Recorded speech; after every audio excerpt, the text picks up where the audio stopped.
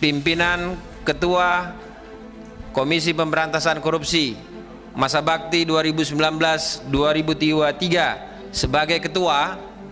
Yang pertama adalah Saudara Firly Bahuri Dr. Andes MSI. Bisa disepakati? Dan pagi hari ini kami sampaikan kepada segenap anak bangsa bahwa KPK telah kita ada rekan-rekan melihat dan mengikuti apa yang terjadi siang tadi sampai pagi hari ini. Saudara AZ, Wakil Ketua DPR RI periode 2019-2024 sebagai tersangka.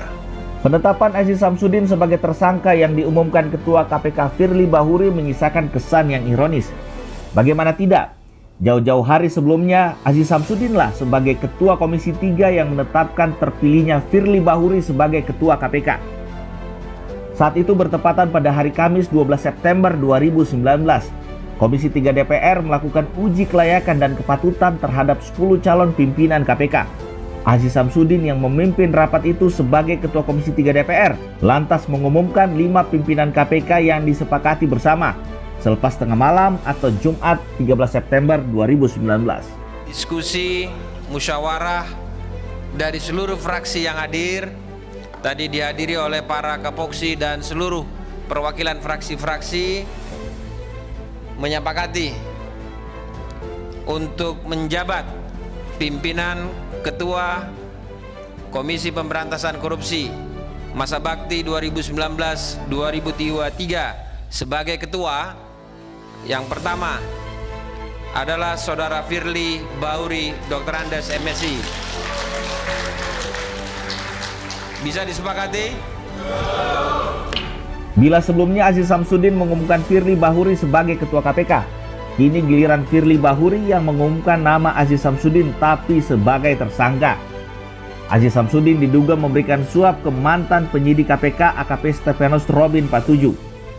Dan pagi hari ini kami sampaikan kepada segenap anak bangsa bahwa KPK telah kita ada rekan-rekan melihat dan mengikuti apa yang terjadi siang tadi sampai pagi hari ini.